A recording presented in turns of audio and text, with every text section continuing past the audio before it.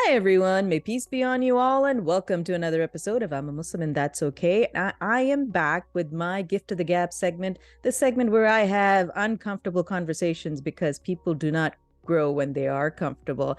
And I have with me my guest, Rahimeh Ramizany, who is a DEI practitioner. And again, when I first heard of it, I was like, I don't know what a DEI practitioner is. And I'm so glad that you sent me your bio because you are a diversity, equity, inclusion practitioner.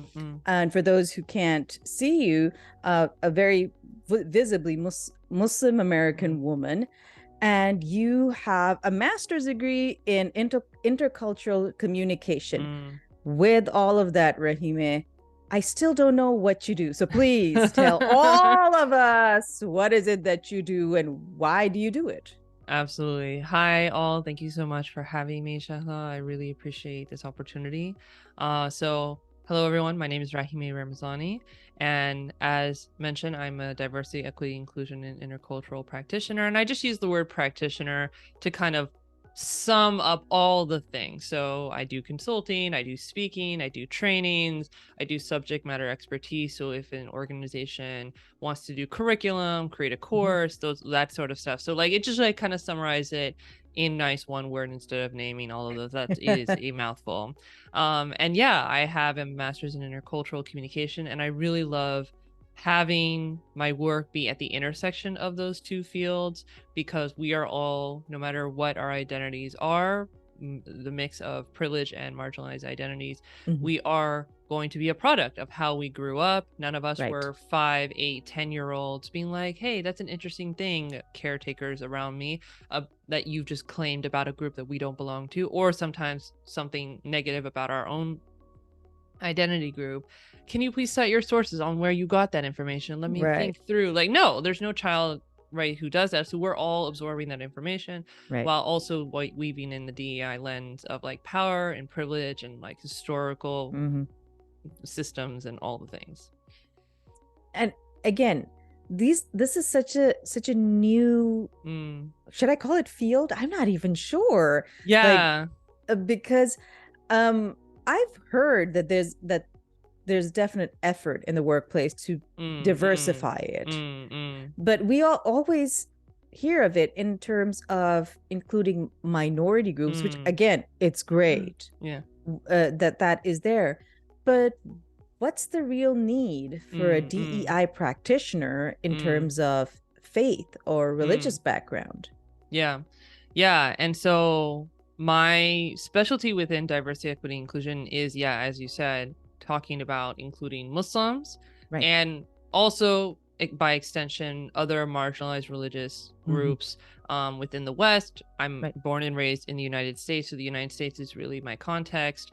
So other marginalized religious identities within that context. And the way I like to describe diversity, equity, inclusion to folks who've never heard of the field before, because there are still many people like that in my professional world. Like that's all I hang out with is people in this field. And then when I go in my personal life, a lot of people have literally never heard of it. It's like kind of like social justice for organizations, right? Like summarizing it very quickly.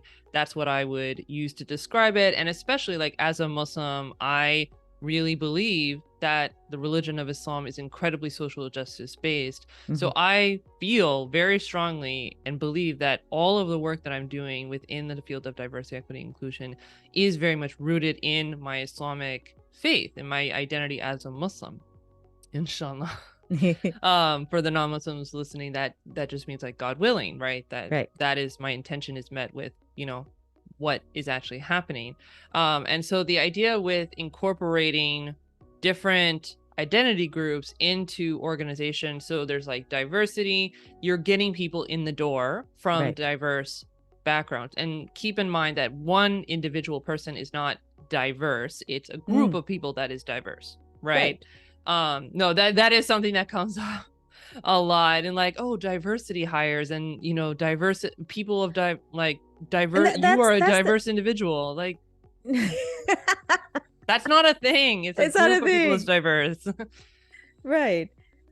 But here's the thing. I think if I had to ask the first question or set of questions is that like when we hear about diversity hires, it's usually ethnic background, racial background. And so how do you come into play with that? So yeah, please. Yeah, no, absolutely. And that's the thing. So race and ethnicity absolutely play a major part within the diversity, equity, and inclusion field. And there are kind of different categories of identity that are very well covered within DEI, race being definitely one of the top, gender for sure being one of the top, and sexual orientation as well. And then I am observing that disability and neurodiversity are kind of up and coming and gaining traction, as they should. Right. And unfortunately, religion and faith is just like never talked about. And I really believe, amongst many reasons, one of the main reasons is because those of us, if we were raised in the West, we were taught, and it was ingrained in us, it is not polite, it is not done, it is taboo to talk about race and politics and religion, race politics and religion, race politics and religion. We just don't ever talk about it. And so there's a lot of conversation around with race and racism of colorblindness and why colorblindness is so problematic. Right. There's nothing wrong with being a person of color, with being brown or black or not white. We want to see our full selves represented. We are proud of who we are. And so for me, it's the same, bringing that to faith and religion, is that as a Muslim, like, especially again, like I wear a headscarf, a religious headscarf called hijab, that I don't have the privilege of going under the radar when I walk in the world, which other members of other religious groups also sometimes will wear things that are very physically identifiable as them being part of a marginalized religious identity in their context. But even with that, we want people to be able to show up as authentically as they wish in the workplace, because if you are looking at the business case for diversity, equity, inclusion, which I don't love leaning too much on that side of things, however, it is important to weave things in, because there are many people who will not be persuaded by it's just the right thing to do. If it don't make money, Rahimeh, it don't work. I know, that's how it is. Capitalism, gotta love it. Yep. So the idea is that you have hired people ideally because you think they're really smart. You think they're going to push the bottom line for your organization. They're going to be innovative in all the things. But if you get them in the organization, like you've done this work to bring diverse groups of people into your organization, but you haven't created a place of safety for them. They're having cases of discrimination against them, microaggressions, harassment, like outright horrible things are happening to them. They are not going to stay. And so there are different kinds of discrimination and treatment based off of different parts of one's identity. And that's where intersectionality also comes into play, which is how multiple parts of your identity play out. So for instance, for me, like I'm a Muslim woman who visibly identify or can be identifiable as Muslim because I wear a headscarf. My experience of walking through the world is going to be different. And it's important for me to clarify, not better or worse. I am not a better Muslim or a worse Muslim by these things.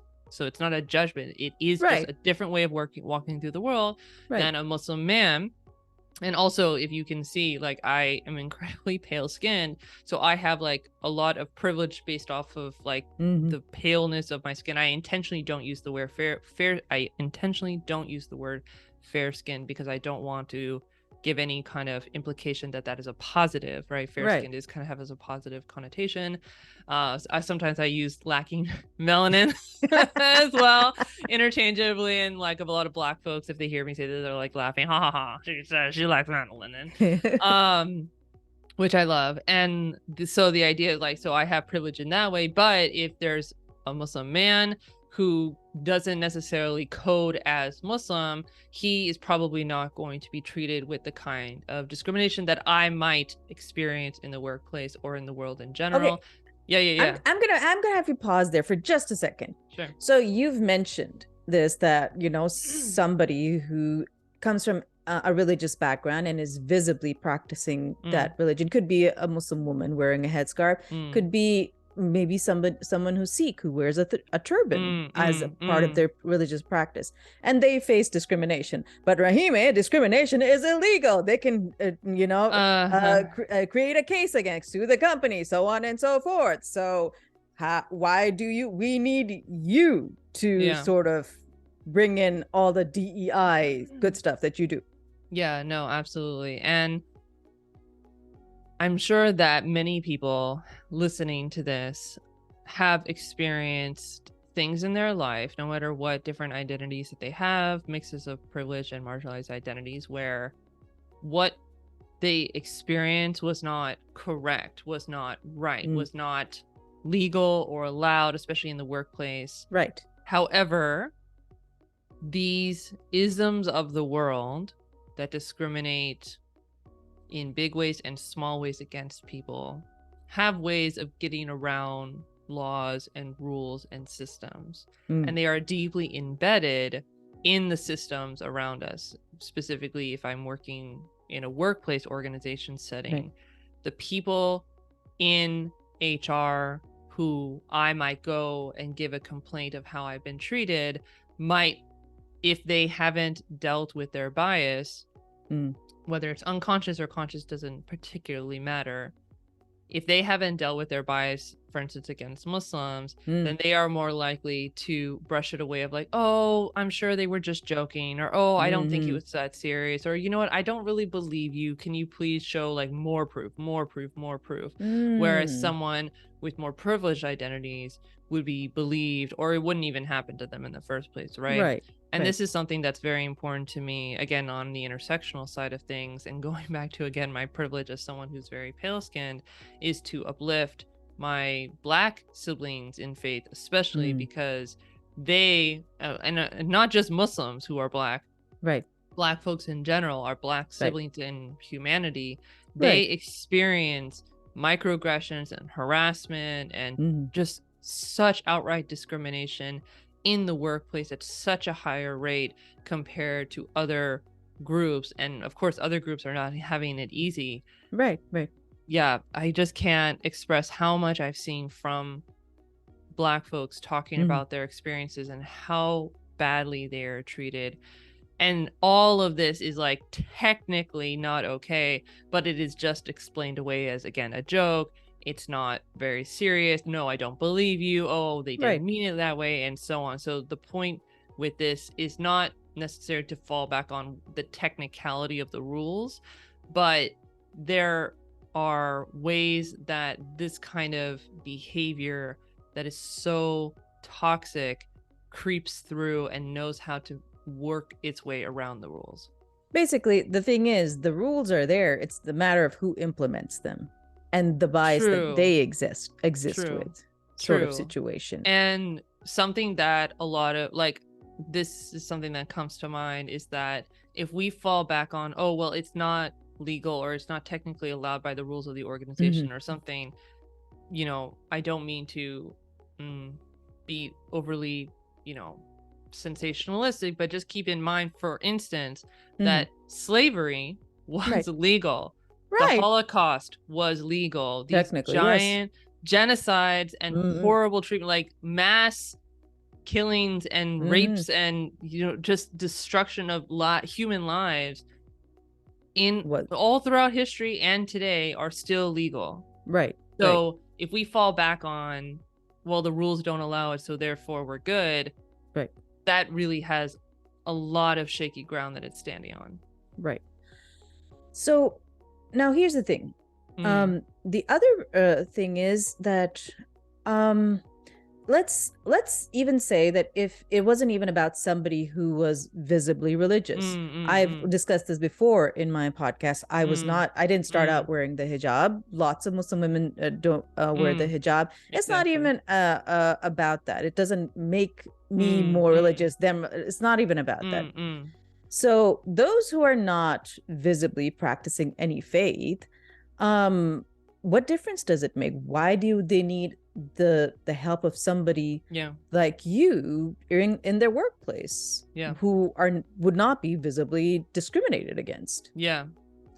So aside from discrimination, which of course bad, wrong, terrible, ideally we're moving ideally we're moving to a place where people are truly thriving. Like it's not just enough to be like, oh well, you're not just like actively being hit in the face, let's like heal, let's actually have a thriving environment for people to live, and most of us, if we work full time, spend most of our time, our waking hours at work, right?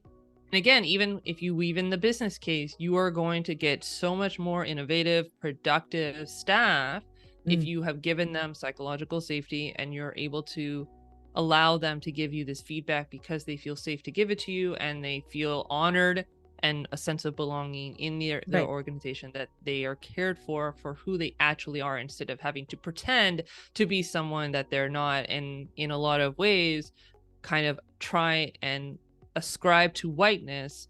You know, in the United States and in the West, we live under white supremacy for sure. And so anyone who has any identity that is as far away from whiteness as possible, we have to just like shave that off as much as possible to ascribe to whiteness for others' comfort and to survive and get promoted and all of these things. So the idea with folks, whatever you like physically look like, and aside from like outright discrimination, if I'm talking specifically about Muslims, it's about accommodations and again, a sense of belonging. So for instance, during the month of Ramadan, there are still many Muslims who aren't able to get Eid off for their work, even though a lot of other holidays are baked into the calendar, even when Muslims put in their notice weeks and weeks and weeks in advance, and their manager just can't seem to figure out like to let them have one day off.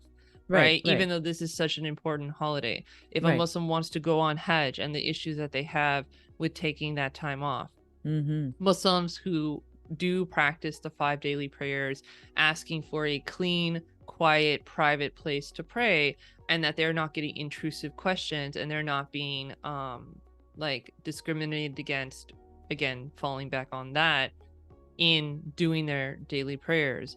I personally, for instance, like don't feel comfortable doing my wudu in like a public bathroom with like your coworker staring at you while you're doing wudu, so you know, if at all possible, having a private single stall bathroom available. Of course, sometimes that's not always possible, but I know, for instance, if anyone has traveled in an airport with a prayer space available, and they don't necessarily call it a prayer space, you can call it a meditation room, you can call it a mindfulness room, a chapel, like there are other words if you feel uncomfortable with calling it like a religious term, which some places do, which is fine. Again, we can call it mindfulness, we can call it meditation, but it's like a catch-all for all of these religious groups, or anyone who again wants to take a moment of mindfulness to use it, that's quiet, that's private, that's clean. I'm sure a lot of Muslims, if you know you've had this experience of trying to pray in a public space in the West, we've used cubicles in offices, not even our own, like an empty one that's like dusty and dirty. I've, you know, at my university, we started out in a cubicle before the university set up a whole prayer space for all the Muslim students, which was amazing. They had its own like wudu station, which was amazing. It was private and it was just for the Muslim students. I went to a very multicultural university, so there were a lot of Muslim students, which is why in a lot of ways I'm sure that came about. But there's so aside from the holidays, the prayers, if Muslims don't consume alcohol, of course there are Muslims who consume alcohol, and again, in this conversation, it is not about I'm better, you're better, we're worse, or whatever. It's about that most practicing Muslims agree that alcohol is a no-no. Having space to allow the fact that, hey, I as a Muslim who doesn't consume alcohol, doesn't want to be at events that are engaging in alcohol consumption, I can smell it on the air, everyone is inebriated, that is something that I'm very uncomfortable. But if I don't participate. And this is not just in the workplace, it's also my understanding in grad programs, Right. where a lot of cohorts will go out drinking, and that's where a big part of going to grad school is the networking and amongst your cohort mates and with your professors and stuff like that, and that leads to relationships later on after you graduate. Right. If you don't participate in any of those things in the workplace, if you're not going to bars and going to these kinds of events for networking, or even in conferences to network with people, you've lost out on a lot of really key networking opportunities and relationships that other people have advantage of. And for myself, when I do talk about alcohol, it's not about having no events with alcohol. There are many people who do prefer to have those events, but having events every once in a while, like if you have 5 events, 2 of them can be dry events, right? Right. But of course, there's a way to do it where you are advertising ahead of time so people know, both the people who don't want to drink and the people who do want to drink, making sure that there is clear messaging and reasoning of why this is important. Right. And there are many other reasons, other religious groups who don't care to be around alcohol, and also people for many different reasons. For instance, one thing, if we're bringing in the disability aspect of things, there are many folks who take medications that interfere with alcohol. So also, it is illegal to force someone to disclose a medical diagnosis if they don't choose to. But if they go to an event, a networking event where alcohol is being consumed and they don't have a drink, and they are constantly being barraged, which happens. Why aren't you drinking? Why aren't you drinking? Why aren't you drinking? Why aren't you drinking? Right. Then it's putting them in a place where they feel like they have to disclose, which is going to be a huge problem HR wise. Anyway, on and on and on. So the point being, right, like all of these different aspects and many more, and this is just from the Muslim aspect of things. This isn't even talking about Jewish holidays, or as you mentioned, Sikh holidays or accommodations, and on and on and on. So here's the thing. This, I mean, we know that this is integral in a sense that for those who are religiously practicing, it's a part of our lives. Our religious practices are part of our lives. But how do you work with an organization to make it work? Like, how do you convince people, especially higher up, that, you know, you should be giving them time off for, suppose, R2 Eids twice a year? What's the advantage? Give them a clean space to pray. All of those things. How do you go about doing this? Yeah, that's a very good question. So for myself, I am very clear that I only work with organizations that are already on board with why diversity, equity, and inclusion is important. I respectfully don't wish to put my time towards organizations and people who are like, is racism a thing? Is Islamophobia a thing? Prove it to me. I don't think it's true, right? Like, there are people like that. There are organizations like that. And there are people who do that work, who hold hands to that extent. And they have so much more patience than I do, right? So for me, like, as a business owner, you have to be very clear about who your audience is and who your audience isn't.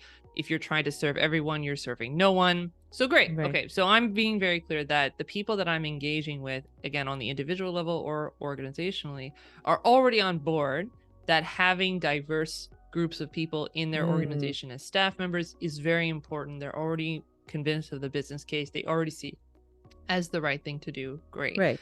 If you have people in the organization, you need to make sure that they are included and that they have equitable access to all the opportunities and processes available in the organization. Great. Okay. So if you already have that mindset and those structures in place, where hopefully you have a DEI statement, hopefully you have a chief diversity officer, diversity and inclusion officer who actually has funding and authority to make decisions, because of course that is a really big issue, that a lot of times if an organization is very immature in their DEI work, they will hire someone who will be a figurehead to say, look, we have a diversity, equity, inclusion person on our C-suite, and it's the only person of color on the whole C-suite, right? That's very common, unfortunately. And yeah, those people tend to leave within like a year. They've studied it now, where people like are just leaving because, again, you've been given all this responsibility and no power and no budget, and then blamed when things go wrong. I wouldn't stay in that position either. So the idea being, if you already are on board with this as a framework in general, and again, keeping in mind that you are probably already talking about race and racism. You're already talking about gender and sexism. You're probably already talking about disability and ableism and all of ageism, all the isms, right? The idea for me also is that I am not trying to advocate for Muslim inclusion or religious inclusion in general with the sense of taking away, or that I am in competition with these other identity groups, right? I think that's one of the other things, is that because how traditionally with faith itself, there are certain, I guess, boundaries that sort of clash, especially when you have suppose inclusivity of religious spheres, but also those who are of the queer community. So how does an organization, seeing both as important, then take them side by side, sort of thing? Yeah, no, definitely. So the idea is that, one, also when we're talking about religion, there's a whole spectrum of like objections to including religion within an organization at all.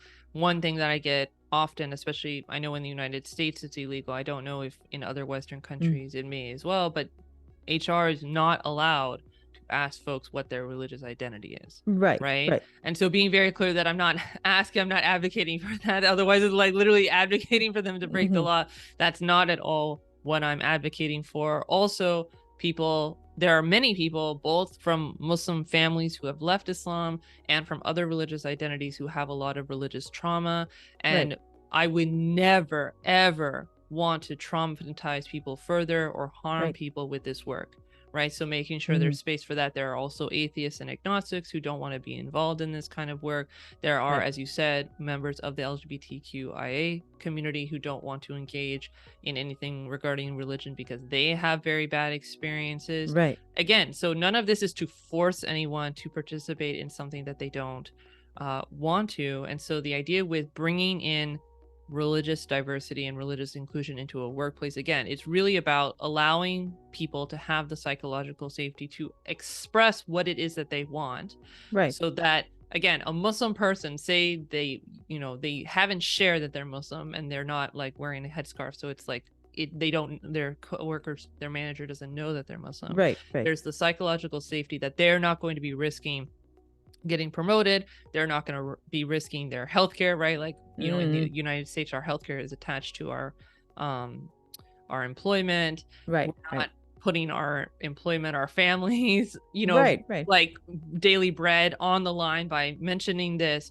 So if there is psychological safety for people to come forward and say, hey, this is my identity, just like someone with a disability as well, right? It's not legal to force people to disclose a disability, but if you have established the safety for people to disclose this, then they're able to get the accommodations they need to really thrive. It's exactly the same thing, right? A Muslim who is able to do their daily prayers, if they choose to do those things, if they are able to participate in the month of Ramadan through fasting and take the Eid off, if they're able to participate in Hajj, if they're able to be respected and not get constant microaggressions about like, oh, are you part of the Taliban? Oh, are you part of ISIS? Are you part of whatever, like all these different examples. Anyone who's listening who's Muslim themselves, I'm sure you've had so many experiences, and I'm so sorry that you've experienced that. And that's literally why I do this work, because I've had those experiences. I know my parents have had those experiences. My friends it's so heartbreaking.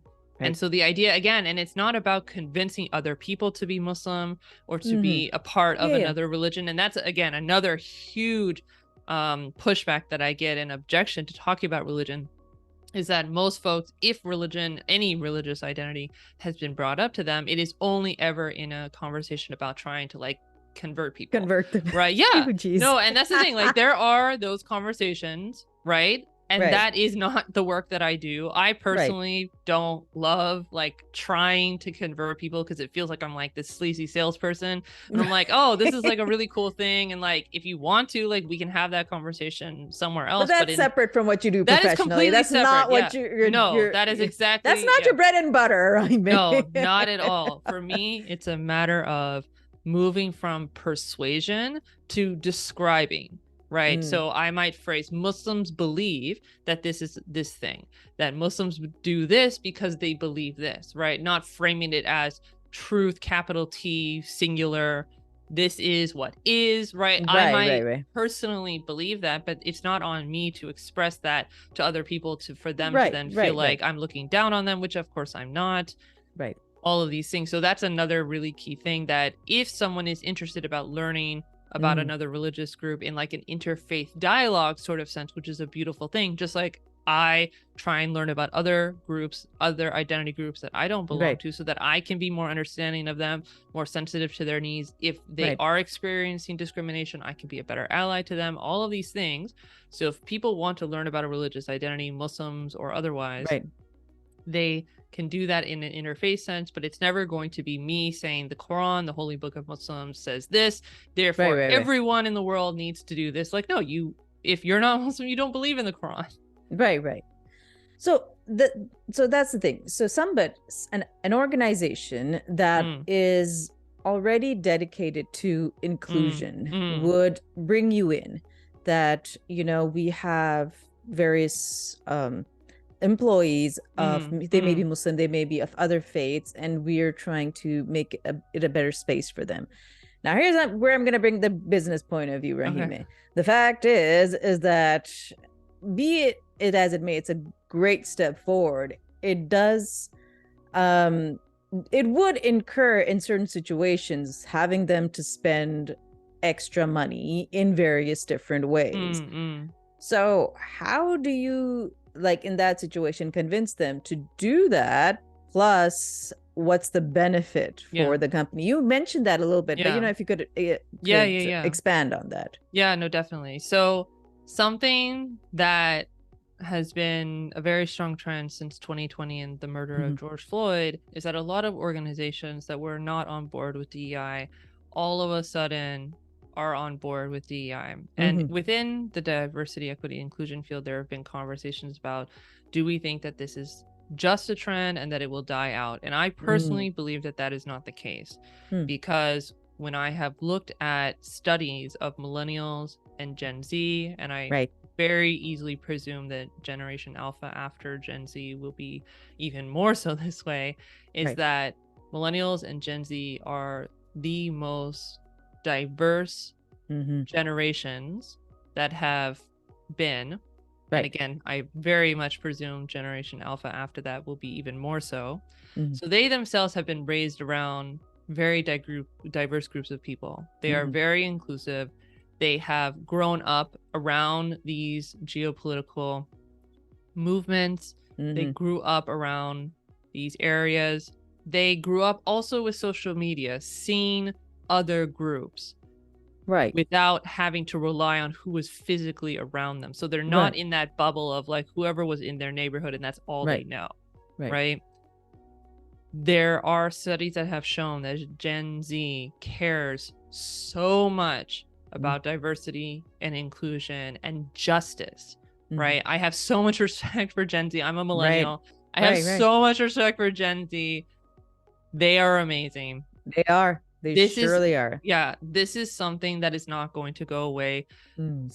Employees are looking to work for organizations that prioritize DEI, both for themselves and for their coworkers. They are also looking at where that organization is putting their money regarding climate change and political lobbying, and they will leave organizations based off of their political leanings. Oh, wow. Not to get too much into it, but as one example that has happened very recently, to the time of this recording, is, you know, with Twitter's new owner, there are a lot of people who I have seen talk online about, I am an employee of Twitter and I am leaving.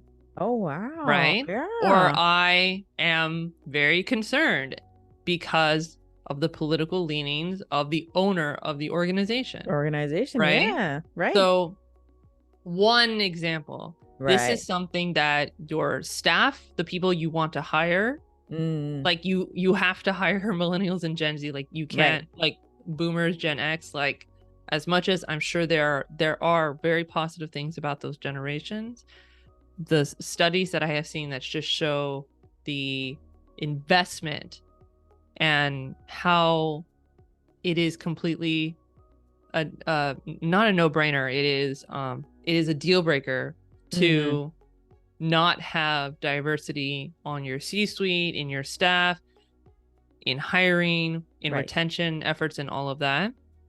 But also your customers care about it, your clients care about it. There's no getting away with this for much longer, if at all, right now. Right. So that's at most, like, if you really needed the business case. But then also, once you have the people, they will be much more innovative and productive because they feel respected, because they are able to bring their authentic selves as much as they wish to.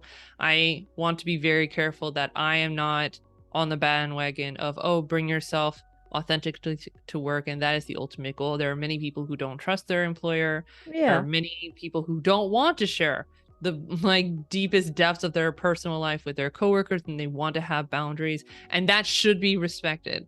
But as much as you feel comfortable, especially again, like as a Muslim, like being able to do the barest of like practices during your workday, and then you can go home and do like really be a full part of your religious identity, but like doing your daily prayers, being able to fast during month of Ramadan, getting time off for the holidays that are incredibly meaningful to you, and so on and so forth. No, I mean, I think that's why I brought you on, Rahimeh, is just that there is a definite shift in how people are perceiving these matters. There was a time when this was not a thing. I mean, diversity, again, you sort of have the conversation about, you know, including people of all gender and all, you know, ethnic minorities. All of these was a conversation, but it was very poorly implemented. Now I can see the shift, and I'm so, you know, glad for what you do. Even if you say it's within the religious sphere, but again, it's important because for a lot of people, their faith is a big part of who they are. It is. And when they're at the workplace, it shouldn't be a place where they feel self-conscious all the time. I think that's the thing, that they're conscious of the fact, especially as Muslim women, that you're wearing the hijab and people looking at you funny. And or having weird questions. Like, I mean, I personally been asked, like, do you sleep in that? Like, I mean, do you shower in that? Do you shower in that? Like, no. Ask like real proper questions. Even if you're curious, sort of situation. No, but I have so much respect for what you do, Rahimeh. And before I let you go, please let everybody know where they can find you and your services online and on social media, so they can get in touch with you and, you know, find out how to make themselves and their organization better if they need you. Yeah, absolutely. So you can find me at my website, rahimehramizany.com. No spaces, no dots. Unfortunately, yes, you will have to spell my name correctly. It'll be on the screen, so it'll be easier for them. You'll be able to find it. I am also on a number of social media platforms. Don't judge me. I am most active on LinkedIn. I really do love LinkedIn, but you can also find me on Instagram, on YouTube, and on TikTok. And yeah, please feel free to reach out. I am more than happy to have a conversation around bringing this work around, again, Muslim inclusion, but also religious inclusion to any organization. I'm starting to come up against an engagement with a university, right, to make sure that their student population is included respectfully. So it's really a wonderful opportunity to be able to allow people to thrive in organizations and in the spaces that they're in without, again, forcing your identity on other people. Right. Now, thank you so much for being with us, and thank you to everybody who's listened in and watched us on YouTube. Y'all take care of yourself, and may peace be on you all.